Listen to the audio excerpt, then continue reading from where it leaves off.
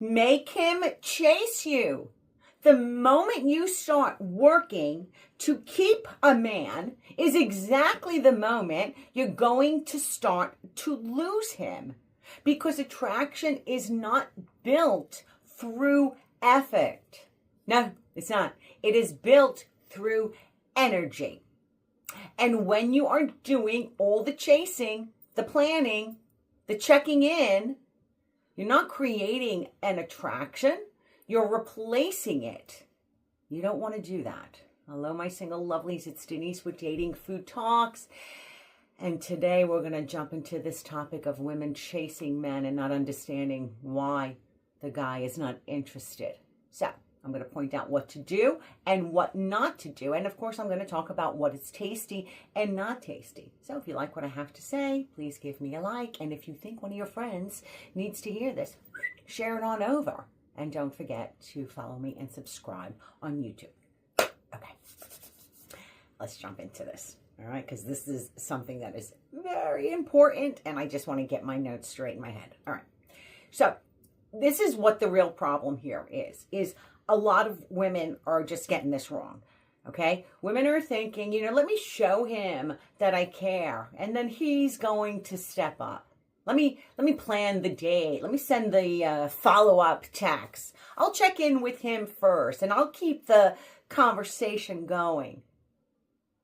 And slowly, okay, they become the engine to keep this connection, but the attraction doesn't grow when you are over functioning. If you're constantly doing this, it starts to fade because you remove the need for this man to pursue you. So this is what you have to do, okay? Lean back.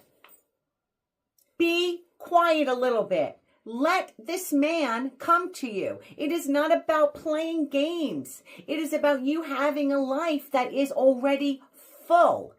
You have a schedule. You have goals. You have friendships. So when someone enters your life, they are an addition. They are not the center of the universe. Okay? Let the man initiate. Let him plan. Let him show that effort, because someone who is interested in you, they will move toward you. They're not going to pull away. And if they do, bye-bye. So this is what not to do. Do not start sending these texts, these double texts, to keep the conversation alive. Do not overplan just to make sure that you get to see him that week. Do not constantly check in because you're the one that is feeling insecure.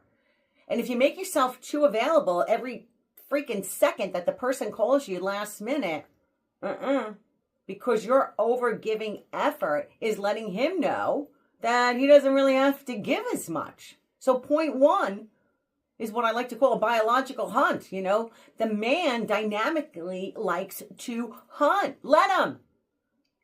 Okay? It creates a much better attraction. But when everything is just handed to him easily, he doesn't need to pursue you. There's no anticipation. There's no investment from his side. And without that type of an investment, there's really no building an attachment.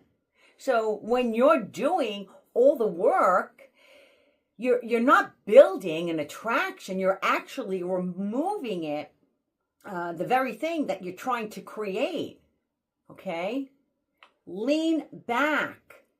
Let your energy be a little silence. It's not ignoring someone. It's not pretending that you don't care. It's a presence without the pressure. Oh my God, men love that. Love that. You're responding. You're not chasing. You want to show interest, but you don't want to show that you're over invested. You need to allow some of that space. Allow somebody, to come towards you. Because when there is space, there is room to grow. Hallelujah. All right? And here's something that most people just don't realize. There is a cost to being too available. When you drop everything for someone last minute, they know you've done that. You know, you're starting to decrease your value. You know, don't do that. It's so important that you have your life in order and someone else is coming in and you make the room together. So, you know, you want to have some structure in your life. You have plans, you have priorities, you have standards.